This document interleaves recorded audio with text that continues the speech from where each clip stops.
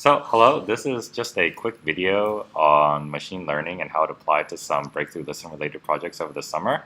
I'm Andrew Xu, currently a third year EECS major at Berkeley. Cool, and I'm Lon, and I am a third year computer science major. All right, so what exactly is machine learning? I'm sure a lot of people have heard about this term, and it's a pretty big buzzword, I guess, due to how powerful it seems to be. So machine learning is a subset of artificial intelligence, and it attempts to try to get computers to learn without being explicitly programmed to do so. So rather than like having for example, the task of image classification, instead of trying to see what colors or how many legs an animal potentially might have, you merely give it a way, you give the computer a way to learn, and hopefully it'll be able to learn these features themselves.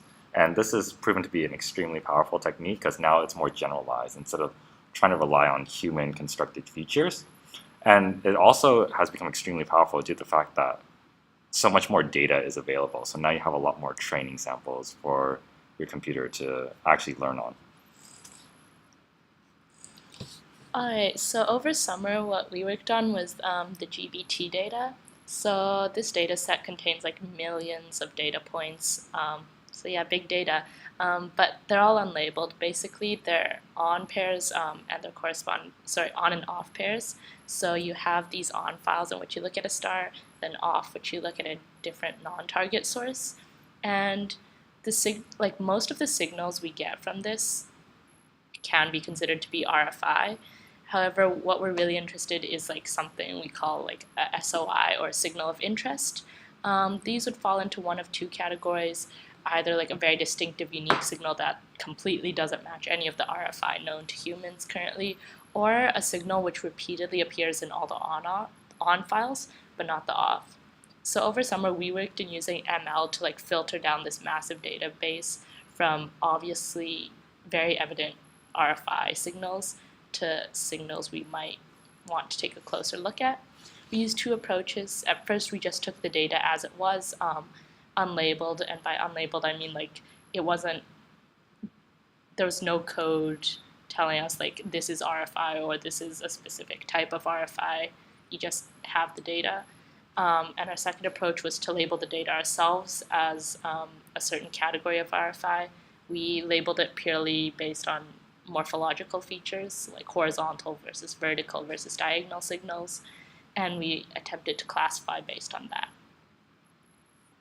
So for the first unsupervised learning methods, mainly it's based around trying to cluster your data into some hyperdimensional space so that hopefully similar looking signals are clustered together more closely than signals that are not similar.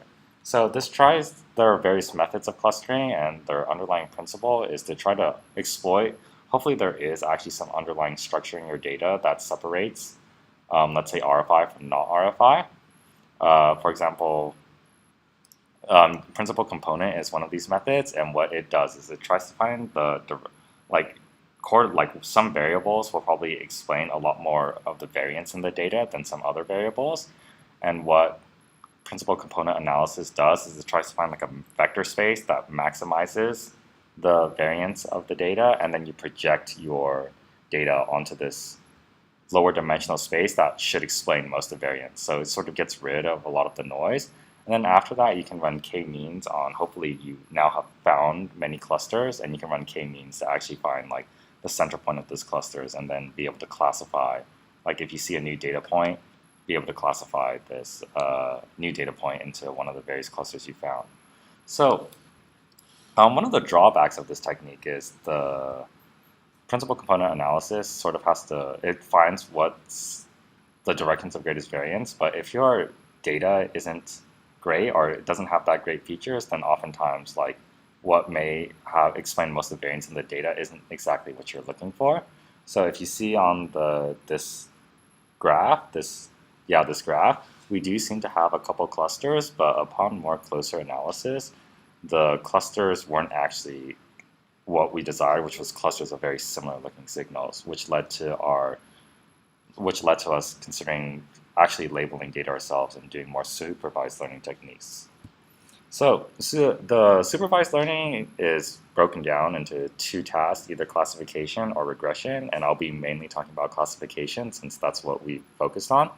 So the idea behind supervised learning is you have a data set, which each data point has a corresponding label, which kind of tells you this data belongs to this class. So our labels ended up being something like we had some sort of fits file, and then we had what type of RFI it was based on sort of these its morphological shape. And by passing in this labeled data, hopefully your classifier can learn some underlying model for what separates like the different classes. And then when you pass in a new unlabeled data point, it should spit out a class that it's most similar to. So good libraries to use for this include scikit-learn. Well, mostly scikit-learn can accomplish everything you have to do. They have great documentation.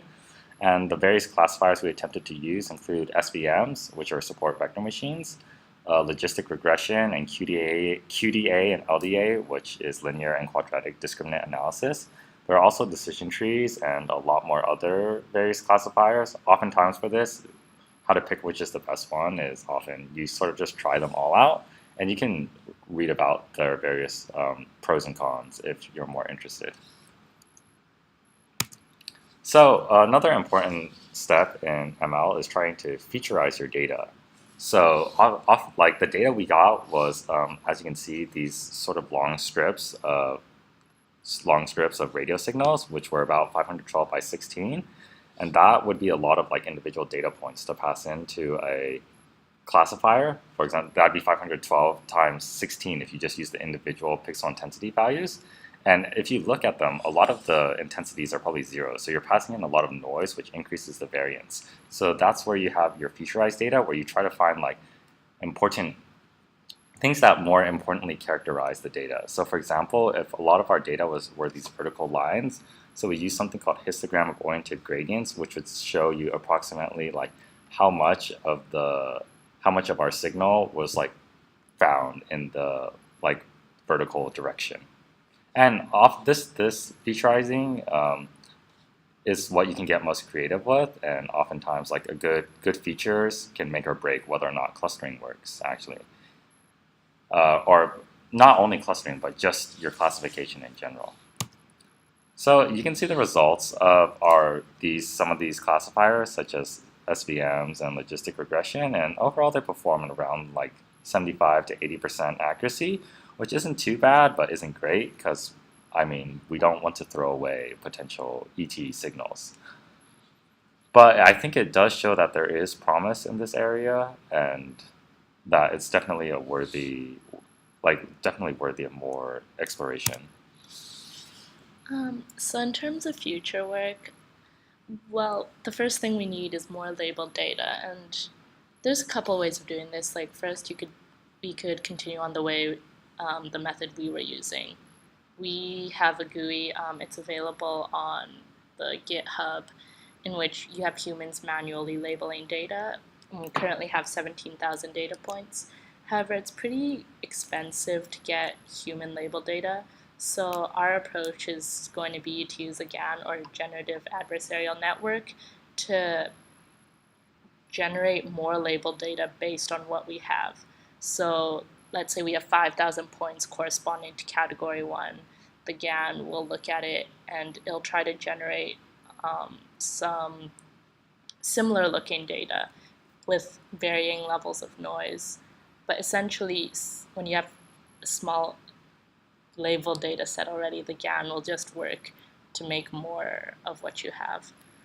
And then for classification, we're looking at using a CNN, or convolutional neural net, in which we'll use the Python library TensorFlow to see if we can get improved results.